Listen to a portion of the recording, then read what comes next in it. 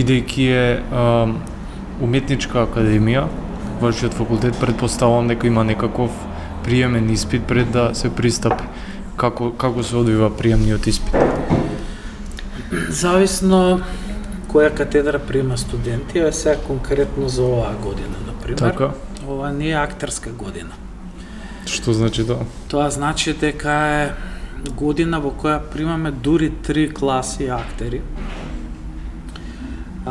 Зошто е оваа таа година со 3 класи? Вкупно има 5 инаку секогаш класи факултетот. Така. 3 се на македонски јазик, една е на албански и една е на турски јазик. Аха, во ред. Впрочем, тоа се јазици на кои се дава репертоар во земјава, во театрите. Така. Така што тука се јавила потребата да се школуваат актери со познавања од албанскиот и од турскиот јазик. Тоа не значи дека е врзано со етничка национална определба, туку со познавање на јазикот.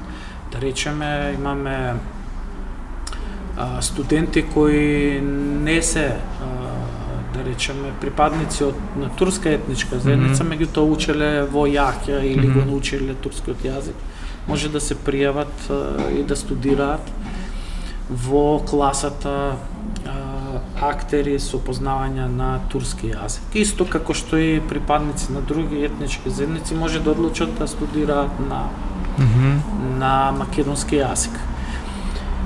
Сега, бидејќи на турски и на албански запишуваме еднаш во 4 години,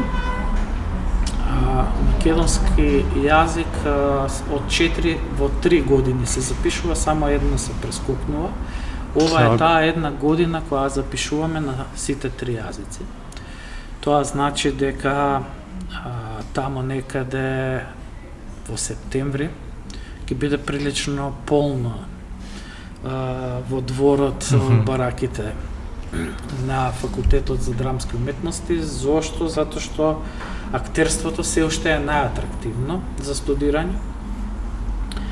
И тоа е на некој начин срцето, јадрото на овој факултет, бидејќи пред повеќе од половина век, далечната 69-та година, кога се формирала таа прва класа за изучување на актерството. 69? Да, тогаш како дел од музичката академија, па подоцна и како факултет за драмски уметности, долго време и како факултет за драмски уметности во првите 6 години се студирало само актерство.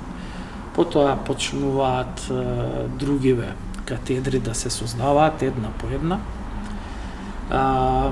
Така што до ден денес, а и за младите луѓе веројатно сакаат да бидат актери, тоа е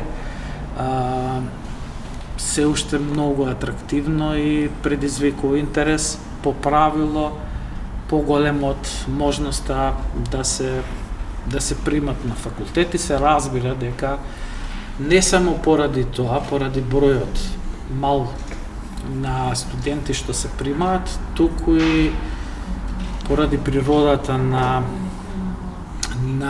занаетите, вештините што се учат, едноставно мора да провериме дали постои некаква првична дарба.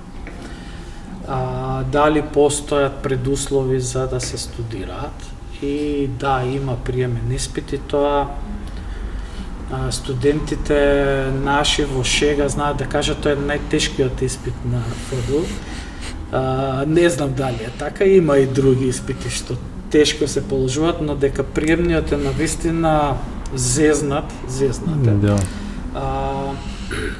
Конкретно годинава за актерите се состои од 2 дела. Првиот дел почнува, тоа важи за сите катедри, со еден тест од општа култура, од општи познавања. Потоа се пишува еден есеј, поврзан со драмските уметности, филм, театар и така натаму. Се разбира, кандидатите добиваат некои дела, театарски и филмски, што треба да ги прочитаат, да ги изгледаат. Следно е веќе проверка баш на актерската дарба, односно студентите треба да подготват монолог и да го кажат.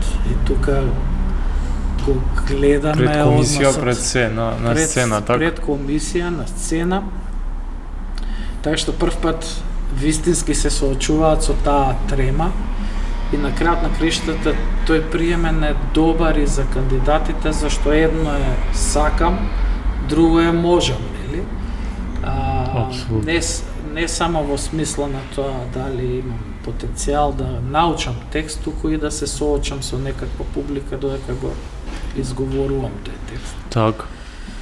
Потоа треба да подготвате една песна за рецитал и на крајот од тој прв дел се проверува чувството за слух, за ритам,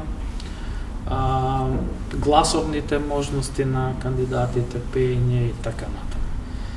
Кога ќе заврши тој прв дел, се прави селекција, се прави еден потесен избор и зависно кој како се покажа во првиот дел, добива некаква дополнителна задача. Например, монологот да го каже на поинаков начин со некои други параметри или да подготви друг монолог или да подготват двајца кандидати некаков диалог и така натаму. Значи се прави една дополнителна едно дополнително тестирање за да се направи конечниот избор. И сега се разбира дека ова трае повеќе денови и затоа е толку интересно тие денови на ФДО, бидејќи се тестирани или некаква музикалност, па знаат кандидатите да дојдат со гитарче, со некој друг инструмент, тука да вежбаат во дворот пред да влезаат. Така што е еден театар на отворено. Не се случува таа една недела, тие 10 дена, додека трае приемниот испит. Се разбира дека успехот од средното образование не е неважен. На крајот на криштата, ако сте биле добар ученик, се предпоставува дека ќе имате подобри резултати во тие тестови за општа култура, меѓутоа тоа не е пресудно кај нас.